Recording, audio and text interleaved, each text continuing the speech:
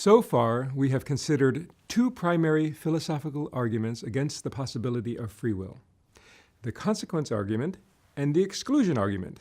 Now, we'll consider a third philosophical argument against the possibility of free will. This one is called the luck argument. It rests on the idea that there are two kinds of luck. First, there's the good or bad luck we had in being born with the constitution we have, with our particular genetics, into a world that we didn't create, that fosters or harms us and our development. We can't be held responsible for the world we were born into or the genetics that we inherited, since we did not choose these things. They just happened. And we had to cope with the hand that we were dealt with in life. Let's call this kind of luck constitutive luck. Besides constitutive luck, there's a second kind of luck that we can call present luck. Let's say we decide, just by chance, to go jogging around the park clockwise versus counterclockwise. Let's say a mugger is looking for someone to rob. If, just by chance, we both go around the park in the same direction, we will most likely not meet each other. But if we, again, just by chance, go around the park in opposite directions, the probability that we will cross paths is very high. In one case, we encounter the mugger and are attacked, while in the other case, we don't encounter him and are not attacked. In either case, we did not choose to be attacked or not to be attacked, so we can't be blamed if we are attacked or not attacked. Getting attacked just happened by chance. We either had the good present luck of not running into the mugger, or we had the bad present luck of running into him. Now, the luck argument against free will runs like this. If decisions or actions occur indeterministically, such that two or more alternative decisions might be made at a given moment, each with a non-zero probability of happening, and everything is exactly the same in the world's history until that very moment, then there's nothing about the world or the decider prior to that moment that accounts for one decision being made over the other. Which option gets chosen is just a matter of chance, even if it's weighted chance. It's just a matter of luck. It's not a matter of the chooser having some influence on the likelihood of specific outcomes. If one decision should turn out to be better or worse than another, well, that's just a matter of good luck or bad luck, and not a matter of the agent's choice. But if decisions and consequences are just a matter of luck, then the decider cannot be held responsible for the decision he made or for its consequences. Note that if the argument from luck works at all, it works against libertarians and also against compatibilists. According to the luck argument against free will is ruled out by luck, regardless of the truth of determinism or indeterminism.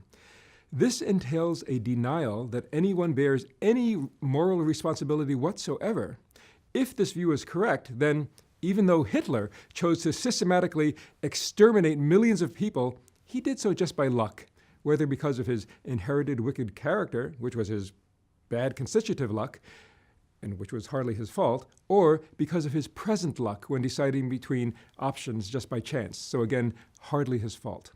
Now, I find this view to be utterly wrong, nihilistic, and impoverished, but there are philosophers who argue this. So let's try to understand the luck argument a little bit better before we try to dismantle it.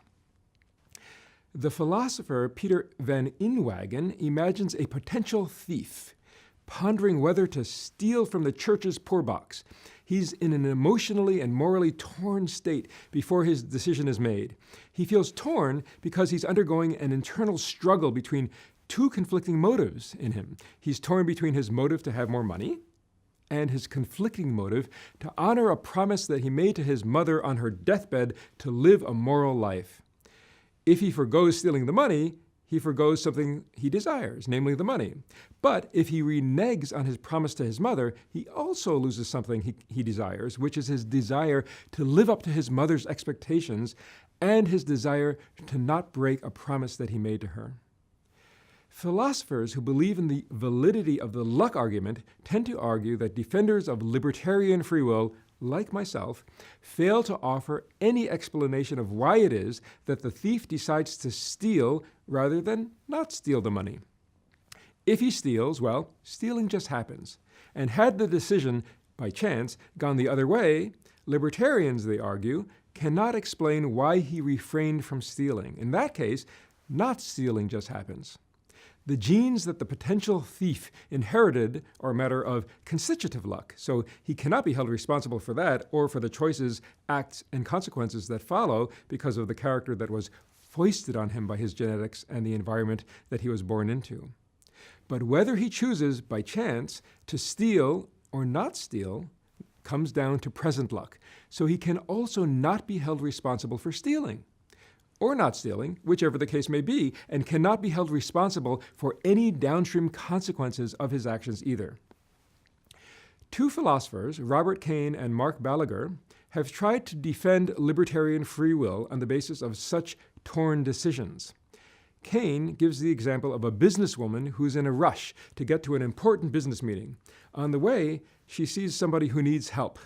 She's torn because one part of her wants to help the person in need, whereas another part of her wants to make it on time to her important meeting.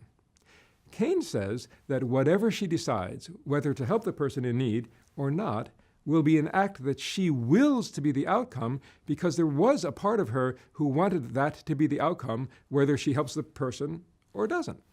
An advocate of the luck argument against free will, such as the philosopher Neil Levy, in his book Hard Luck, would say that this is not a good way to justify free will, libertarian free will or otherwise, because torn decisions just come down to present luck. And if every choice comes down to either constitutive luck or present luck, there can be no moral responsibility, no free will, and no blame. Terrible things just happen. Indeed, that is Levy's view. The Holocaust, for example, on this kind of philosophical view, just comes down to bad luck. I find this view to be both nihilistic and absurd, but I have to give reasons why. In the next segment, I will try to rescue libertarian free will from the clutches of the nihilistic argument that everything that we decide and do just comes down to blameless luck.